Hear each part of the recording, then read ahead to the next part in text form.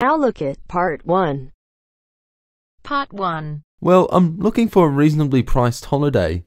I went to South Africa for a month last year, and I'd like to see North America this time, maybe Canada. First, you have some time to look at questions 1 to 6.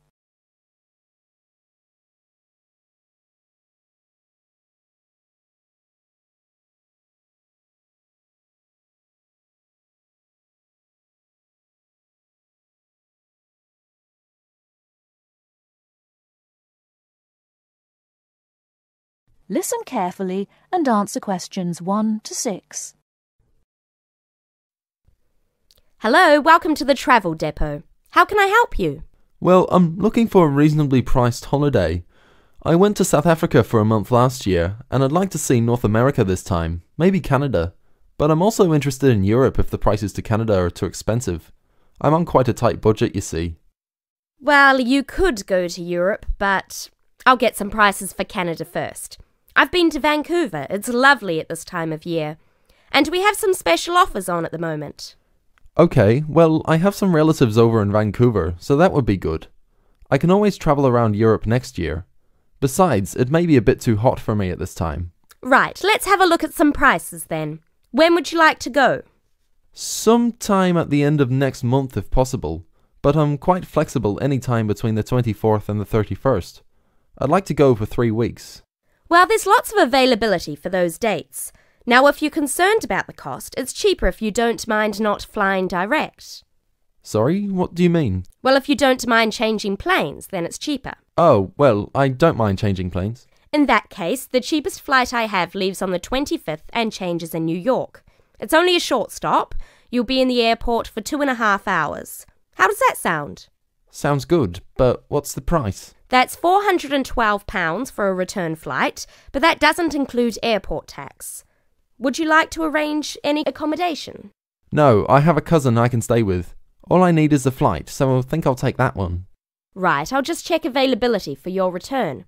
3 weeks, did you say? Yes, that's right. Okay, well, there are seats available on the 14th or the 15th. Which one would you prefer? The 14th sounds good. Yes, from the 25th to the 14th sounds fine. I'll reserve that for you then. Can you tell me your name, please? Jim Jackson. Is that Jackson? That's right. And can I take an address and contact number? Yes, it's 10 Allen Road, Oldham. Do you want a home number or my mobile? Either's fine. Well, my home number is 0151 433 398. Okay, so you're booked on flight number VN217 to Vancouver, leaving London Heathrow at 11:35 in the morning on the 25th and returning on the 14th. So that's 20 nights. Now, one more thing.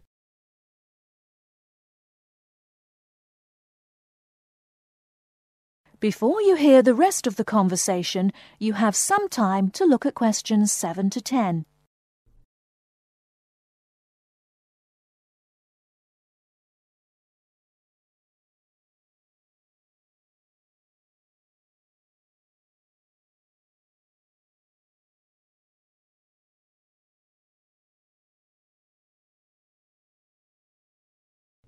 Now listen and answer questions 7 to 10. Now, one more thing.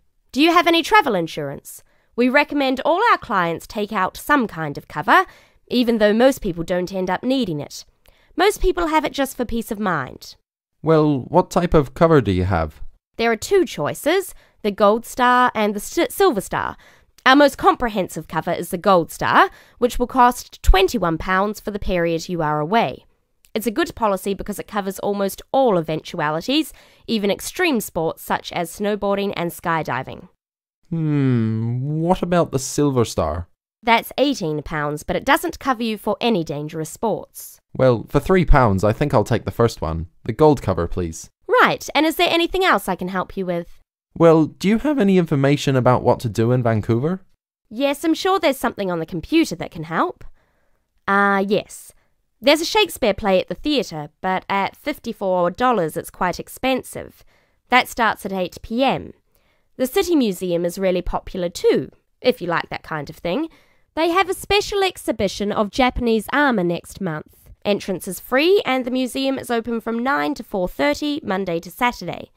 Would you be interested in either of those? Oh, well, maybe. Well, I'm sure you can arrange that when you get there anyway. So it's the flight and the Gold Star insurance. That's £433 in total. Can I pay by Visa? Yes, of course. If you start...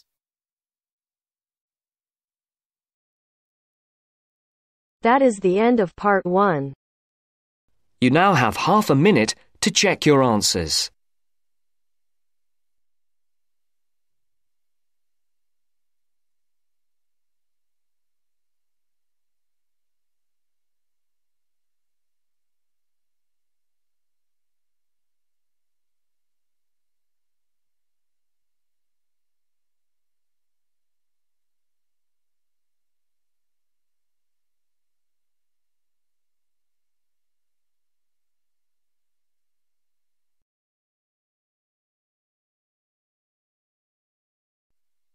Now turns to part 2. Part 2. You will hear a speech given by the head of a company to some new employees. You have 30 seconds to look at questions 11 to 16.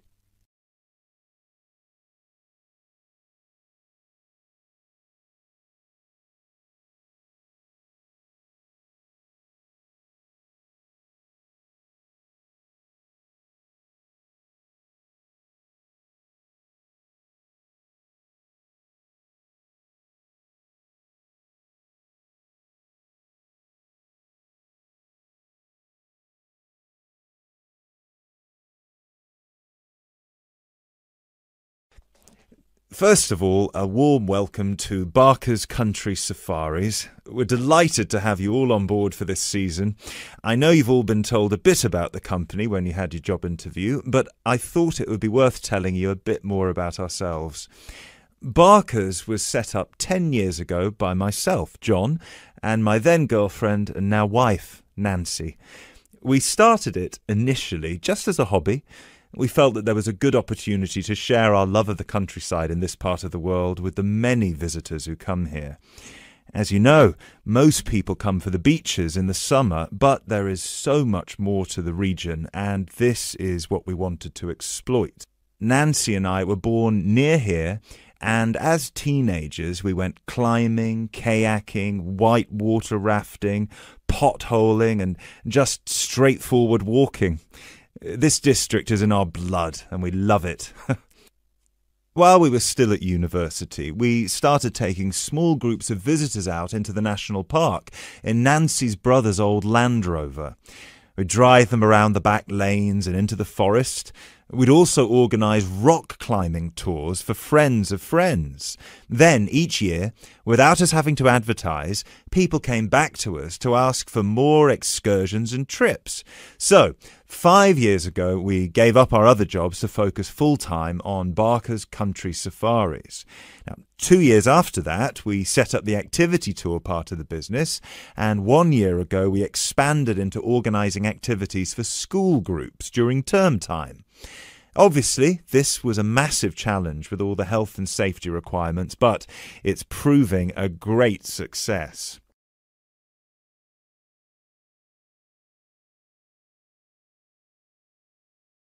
You now have 30 seconds to look at questions 17 to 20.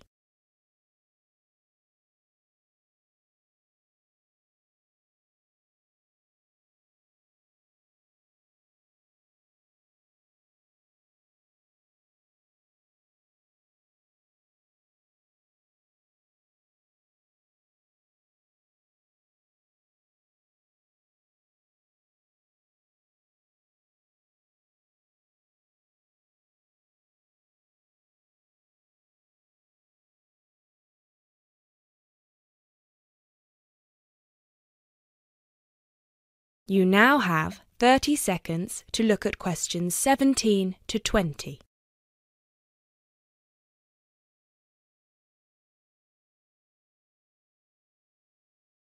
Anyway, we'll certainly not be dealing with school parties during the summer holidays. Our clients for the next 3 months are mostly family parties or groups of friends, and I'd like to talk a bit now about the tours we offer and what your responsibilities will be. Our most popular excursion is the Woodland Tour and Trail. Now, often this is sold out and we have all of our 10 jeeps in convoy with 8 people in each jeep. It's a lot of fun. These tours really offer a taster of what we can provide. So as both driver and guide, it is important that you do a good job here so they come back for the bigger tours. I will talk about the commission package later. As the summer days are so long, we have 3 tours each day, but you will not be expected to work on more than 2 of them. Morning tours start at 8 a.m. and go to midday. Afternoon tours are from 2 p.m. to 6 p.m. and then evening ones 7 p.m. to 11 p.m.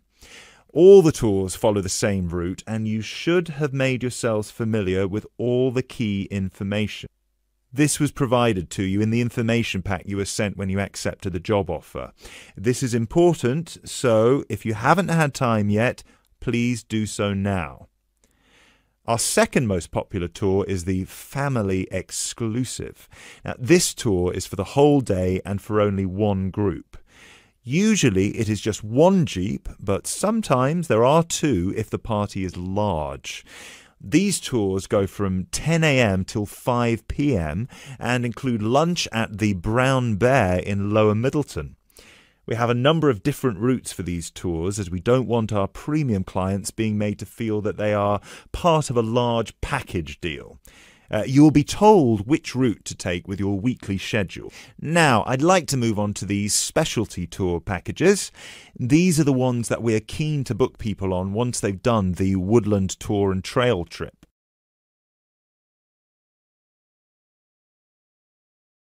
That is the end of part 2. You now have half a minute to check your answers.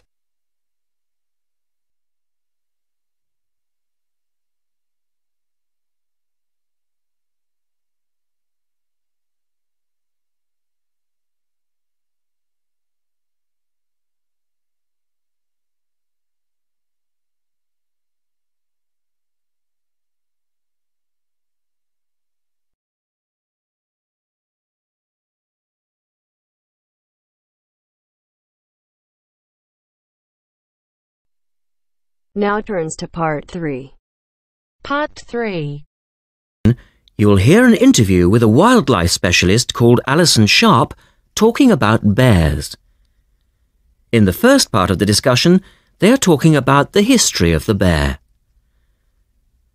First, look at questions 21 to 23.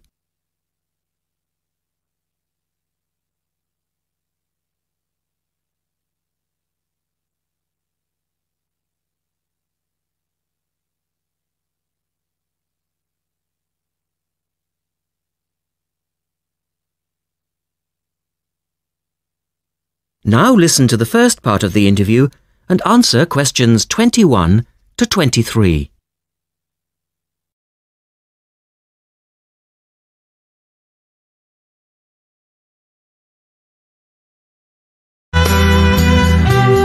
Alison Sharp has spent much of her life researching bears, and in particular, bears in danger of extinction. She is the author of a recent book on bears, and we welcome her to the studio today. Thank you. Delighted to be here. First of all, can you give us a quick overview of the history of the bear family? Well, the bears we know today actually have as their ancestors bears which have been evolving for some 40 million years.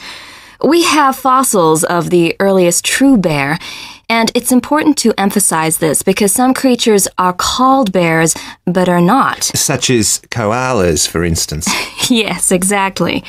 Fossils of the true bear show a small dog-size animal with characteristics that show a blending of dog and bear traits. So the general belief is that dogs and bears were of the same family? Yes, that's the theory. And then we see the arrival of the early cave bear. We know from cave drawings that Neanderthal man used to worship this bear and at the same time fear it. Understandable, perhaps. Yes, but they need not have worried because the cave bear only ate plants. In fact, the cave bear survived 2 ice ages, but then became extinct. In the second part of the interview, Alison talks more about the situation of bears today. Look at questions 24 to 30 first.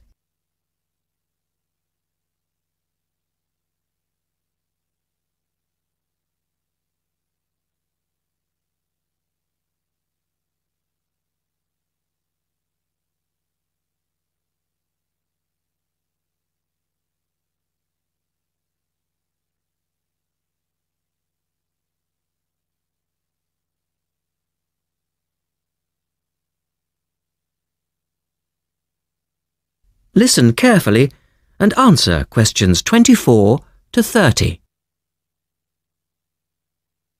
So, how many bears can we find today? And are any of them in danger of extinction? Well, I'll answer your first question first.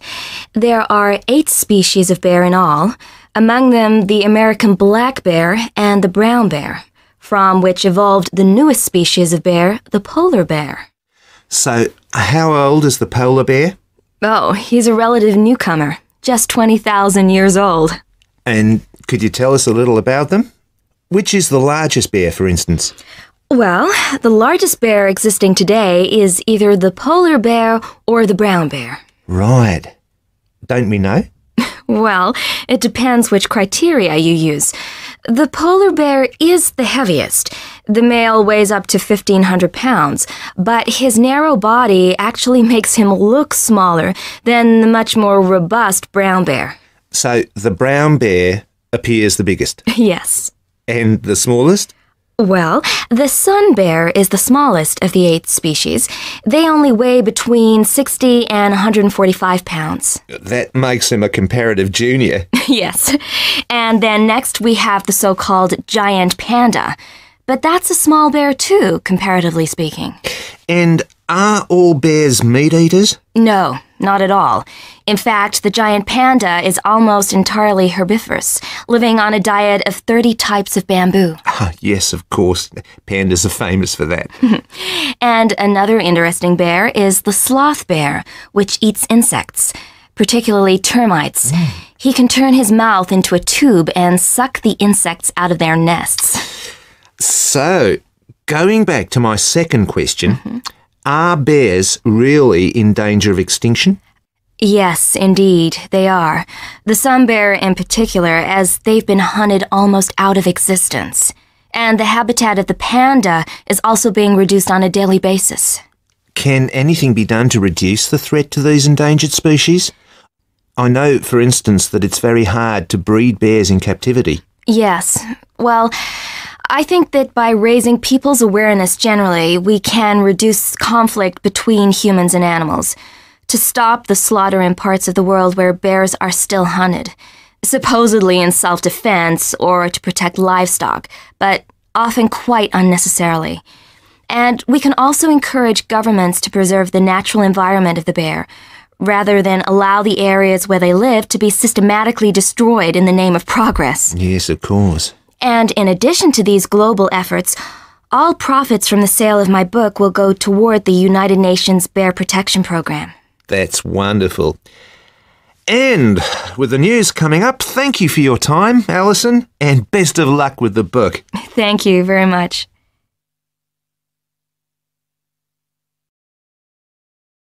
That is the end of part 3.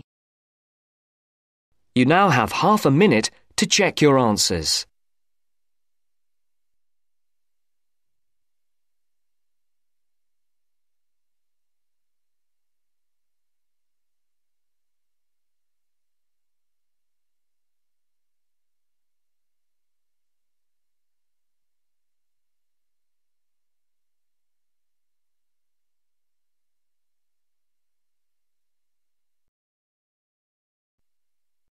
Now turns to part 4. Part 4.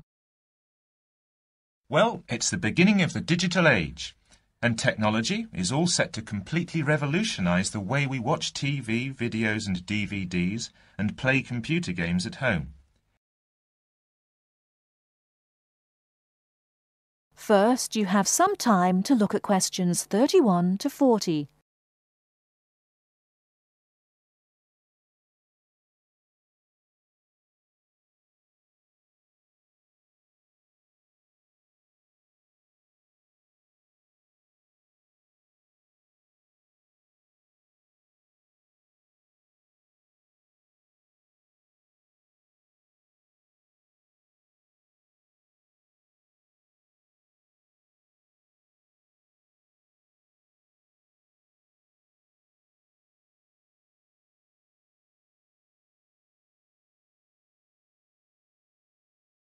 Now listen carefully and answer questions 31 to 40. Well, it's the beginning of the digital age, and technology is all set to completely revolutionise the way we watch TV, videos and DVDs and play computer games at home. Here to tell us more about how we will be spending our leisure time at home in future is Anna Zabel. Hello. Yes, there will be huge changes in the way we use television, radio and new media in future. By this I mean we will be able to do what we want, where we want and when we want. The result is that our homes will increasingly become home theatres, and all our entertainment at home will be available at the touch of a button. Now, most home entertainment these days is delivered over wires, but this is changing thanks to high-speed broadband. Downloading will become easier, and studios will eventually release movies, songs and video games directly to the consumer. So, for example, instead of a film opening on the big screen and eventually appearing on television, video and the internet, it can appear in all formats at once. This means that we will have more choice and control over the media we use. So, how will we use this media in our homes in future? There will be big changes in how we watch video and television. Several research groups and companies are trying to add depth to TV and other video displays in the form of a third dimension. So television and video screens will have depth. What do you mean by depth exactly? Do you mean 3D, like a hologram? That's right. When we say that a hologram has 3 dimensions, it means that we can see not only up and down and left and right, but forwards and backwards too. When we talk about dimensions, we call forwards and backwards depth. So when we say that a hologram has 3 dimensions, it means we can see up and down and left and right, just like a picture or photo. But we can also look into the hologram because the image it contains has depth. So instead of watching films on a flat screen, we will be watching them in 3D? Absolutely. Well, as we live in a 3D world, we shouldn't really be watching television and films in 2D, and the technology to make this happen is already there. 3D screens are being developed which can be placed throughout the house, even in busy areas of our homes, like doorways and halls. Now, these screens appear to float in air. So in the future, 3D holographic images will be sent into our homes, and we will be able to experience the action as if it is taking place right in front of our eyes. So, the action won't just look real, it will be real. Incredible! How does this technology work? Well, to get true 3D, each of your eyes has to see a slightly different image. 3D screens interweave multiple images in vertical stripes using special coatings and filters built into the screen. This means that each eye sees a different set of stripes. These screens are called lenticular screens. Now, these screens are easy to produce, and some laptop PCs and cell phones already have them. However, lenticular screens do have one disadvantage. The strain on the eyes and brain of putting together a 3D image from two flat ones can result in headaches and dizziness. But a few companies have developed a hologram 3D display which does not cause these problems. Instead of building images, then leaving them to the brain to put together, holograms create a whole image that reaches the eye exactly the way light from a real object does. You can even walk part of the way round a holographic image to see side and back views, just as you would do if the object was right in front of you. Twin holograms will let a couple watch two different programs on the same screen, even if they sit next to each other on the living room sofa. So no more arguing about which program to watch. That's right. Patio screens are being developed too. Patio screens? What are they exactly? Well, a patio screen is a big inflatable screen, which means you can take it outside your home and watch a film in your garden. Some patio screens are even equipped with DVD players, and some new ones may even have a wireless connection. Amazing developments there. Well, join us after the break when we will be talking. That is the end of part 4. You now have half a minute to check your answers.